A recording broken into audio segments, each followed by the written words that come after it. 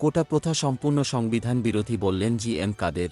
সরকারি চাকরিতে নিয়োগের ক্ষেত্রে চলমান কোটা প্রথা সম্পূর্ণ সংবিধান বিরোধী বলে মন্তব্য করেছেন জাতীয় পার্টির চেয়ারম্যান ও জাতীয় সংসদের বিরোধী দলীয় নেতা জি এম কাদের। শনিবার ৬ জুলাই বিকেলে গাজীপুর মহানগরের তেলিপাড়া এলাকায় সাগর সৈকত কনভেনশন সেন্টারে জাতীয় পার্টির দ্বিবার্ষিক সম্মেলনে প্রধান অতিথির বক্তব্যে এ মন্তব্য করেছেন তিনি।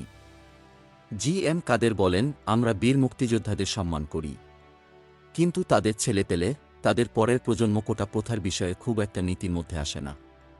দেশকে সামনের দিকে এগিয়ে নেওয়ার জন্য এটা বাধা হতে পারে। কোটা প্রথা সম্পূর্ণ সংবিধান বিরোধী। সংবিধান অনুযায়ী এ কোটা প্রথা বৈধ করার কোনো উপায় নেই। নেতাকর্মীদের জি এম কাদের বলেন, দেশের বর্তমান অবস্থা ভালো নয়, সাধারণ মানুষ অনেক কষ্টে জীবন যাপন করছেন। জিনিসপত্রের দাম বাড়ছে, অথচ মানুষের আয় বাড়ছে না। জিনিসপত্রের দাম বাড়ছে, মজুরির দাম কমছে। ডলারের সঙ্গে আমাদেরও টাকার মানের অবমূল্যায়ন হচ্ছে।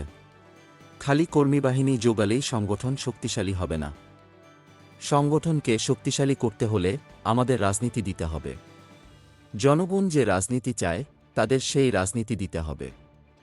রাজনীতি করতে হলে কষ্ট করতে হয়, কষ্টের জন্য প্রস্তুত থাকতে হয়। যে কোনো সময় যে কোনো বিপদে দাঁড়াতে হবে। তাহলেই সংগঠন এগিয়ে যাবে। জাতীয় পার্টির প্রেসিডিয়াম সদস্য ও গাজীপুর জেলা কমিটির আহ্বায়ক বীর মুক্তিযোদ্ধা আব্দুস সাত্তার মিয়ার সভাপতিত্বে সম্মেলনে প্রধান বক্তা ছিলেন জাতীয় পার্টির মহাসচিব ও জাতীয় সংসদের বিরোধী দলীয় চিফ হুইপ বীর মুক্তিযোদ্ধা মো. মুজিবুল হক। সম্মেলনে আরও বক্তব্য দেন জাতীয় পার্টির প্রেসিডিয়াম সদস্য ও অতিরিক্ত মহাসচিব রেজাউল ইসলাম ভূঁইয়া, প্রেসিডিয়াম সদস্য শেরিফা কাদের, প্রেসিডিয়াম সদস্য Zahirul Islam, senior vice chairman Arifur Rahman Khan, senior যুগ্ম মহাসচিব বীর মুক্তিযোদ্ধা গোলাম মোহাম্মদ, ভাইস চেয়ারম্যান মো. জসিমউদ্দিন, কেন্দ্রীয় কমিটির সদস্য রফিকুল ইসলাম, গাজীপুর মহানগর কমিটির আহ্বায়ক শরীফুল ইসলাম প্রমুখ। সভাটি পরিচালনা করেন গাজীপুর জেলা জাতীয় পার্টির সদস্য সচিব কামরুজ্জামান মণ্ডল।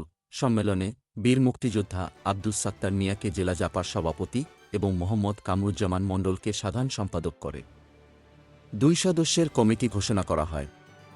তাদের আগামী 15 দিনের মধ্যে পূর্ণাঙ্গ কমিটি গঠন করে প্রতিবেদন জমা দিতে বলেন দলের chairman Kader. Golam Mostafa, desk report, বিই নিউজ, ঢাকা।